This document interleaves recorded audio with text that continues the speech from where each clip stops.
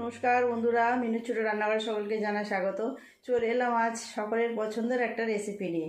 এই সময়তে এই রেসিপিটা বানাতে হয়, তো চলুন আগে দেখিয়ে দিই কী বানাবো আর কী দিয়ে বানাবো। আজ আমি তালের বড়া বানাবো। এই দেখুন, তালের পাল্পটাকে এইভাবে বের করে জাল দিয়ে রেখে দেওয়া হয়েছে। এখানে আছে নারকেল কুড়ো। আগে আমি সুন্দর করে সব কিছু একসাথে মিশিয়ে নেব। প্রথমে নিয়ে নেব তালের নোদ। তালের এই পাল্পটাকে বের করে ভালো করে জাল দিয়ে রেখে দেওয়া হয়েছে। পরিমাণ মতো নিয়ে নিলাম। দেব স্বাদ মতো নুন। চালের গুঁড়ো দেব 1 বাটি পরিমাণ চালের গুঁড়ো দিয়ে দিলাম। ময়দা দেব এই পরিমাণ। ময়দার জায়গায় আপনারা আটাও নিতে পারেন। দিয়ে দেব নারকেল। নারকেলটা একদম শুকনো ঝুনো নারকেল নয়, একটু নরম ছিল, যার জন্য আমি এইভাবে মিক্সিতে একটু পেস্ট করে নিয়েছি। নারকেলটা দিয়ে দেব চিনি।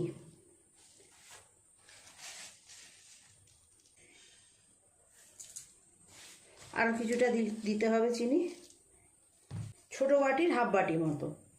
ভালো করে হাত দিয়ে সমস্ত কিছু মাখিয়ে নেব। আপনারা চালের গুঁড়োর পরিবর্তে সুজিও ব্যবহার করতে পারেন। আমার ঘরে চালের গুঁড়ো আছে, তাই আমি চালের গুঁড়োই দিলাম। প্রথমে জল দেব না, আগে এইভাবে মেখে দেখব। দরকার হলে পরে অল্প করে একটু জল দেব। জল দেব 1 চামচ পরিমাণ জল দিলাম। খুব পাতলা হবে না মাখাটা, আবার একদম টাইটও হবে না। হাত থেকে টপ টপ করে পড়বে, এইরকমভাবে করতে হবে। খুব ভালো করে সব কিছু একসাথে এইরকমভাবে মিশিয়ে নিলাম। এই রকম হয়েছে মাখাটা। 10 মিনিট একটু চাপা দিয়ে রেখে দেব। এই সময় আমি তেলটাও গরম করতে দিয়ে দেব। তেলটা গরম হয়ে গেলে এক এক করে এগুলোকে ভেজে নেব। তালের সিজনে একটু তালের বড়া হবে না বাড়িতে, সেটা কখনো হয় বলুন? 10 মিনিট একটু রেখে দেবো এইভাবে চাপা দিয়ে। প্রায় 10 মিনিট হয়ে গেছে। এইভাবে মেখে চাপা দিয়ে রেখেছিলাম। তেলটাও মোটামুটি গরম হয়ে গেছে। এবার সুন্দর করে এগুলো ভেজে নেব। আর একটু ভালো করে মাখিয়ে নিই। তেলটা কতটা গরম হলো অল্প একটুখানি দিয়ে দেখব।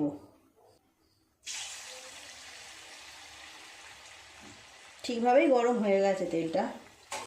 এবার অল্প অল্প করে দিয়ে দেবো তেলের উপর।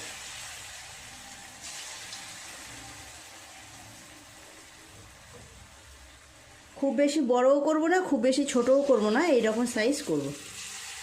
জলে একটু করে হাত ডুবিয়ে ডুবিয়ে নিয়ে আর এইগুলোকে তুললে খুব সুন্দর টপ টপ করে পড়বে।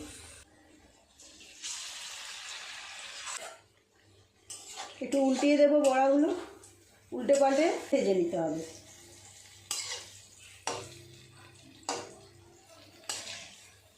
তালের বড়া ভাজা হলে কিন্তু খুব সুন্দর একটা গন্ধ বের হয়। খুব ভালো করে উল্টে পাল্টে বড়াগুলোকে ভেজে নিয়েছি লাল লাল করে। তুলে নেব। কেমন দেখতে হয়েছে দেখুন।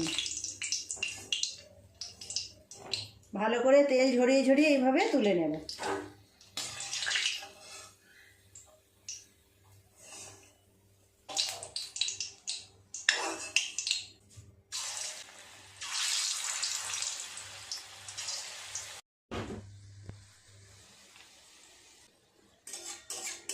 উল্টে দেবো আস্তে আস্তে এইভাবে একটু।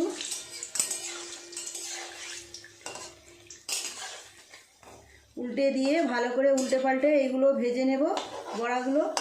আর এই মাখাটা থেকে যতগুলো হয় একইভাবে সব ভেজে নেব।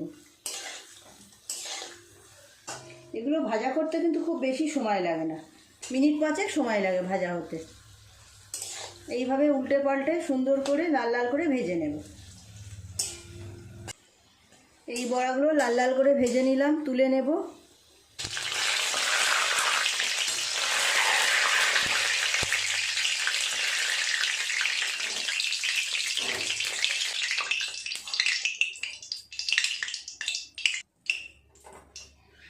এক এক করে সমস্ত বড়াগুলোই কিন্তু আমার ভাজা হয়ে গেল। এই লাস্ট এই কটা ভাজা হচ্ছে, হলেই পুরোপুরি হয়ে যাবে ভাজা। এগুলো একইভাবে লাল লাল করে ভেজে তুলে নেব। বড়াগুলো ভাজা হয়ে গেছে।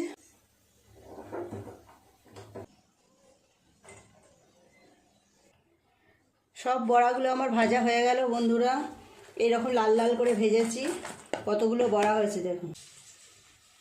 প্লিজ বন্ধুরা, আজকে রেসিপিটা কেমন লাগলো কমেন্ট করে জানাবেন। যারা কোনোদিনও তালের বড়া খাননি একবার এইভাবে বানিয়ে খেয়ে দেখবেন, দুর্দান্ত খেতে হয়। আর বছরে তো এগুলো এই সময়তেই খেতে হয়, অন্য সময় তাল পাওয়া যায় না, আর ইচ্ছা করলে খাওয়াও যায় না। তো আজকে রেসিপিটা কেমন লাগলো বন্ধুরা কমেন্ট করে জানাবেন। ভালো লাগলে একটা লাইক করে দেবেন। আমার চ্যানেলটি এখনও পর্যন্ত যারা সাবস্ক্রাইব করেননি প্লিজ আমার চ্যানেলটি সাবস্ক্রাইব করে পাশে থাকা বেল ঘন্টিটা ক্লিক করে দেবেন। তাহলে যখনই আমি এরকম নতুন নতুন সুন্দর সুন্দর রেসিপির ভিডিও আপলোড করব সবার আগে তা আপনার নোটিফিকেশনে পৌঁছে যাবে। সবাই খুব ভালো থাকবেন। দেখা হচ্ছে পরের দিন নতুন কোনো রেসিপির সাথে। নমস্কার।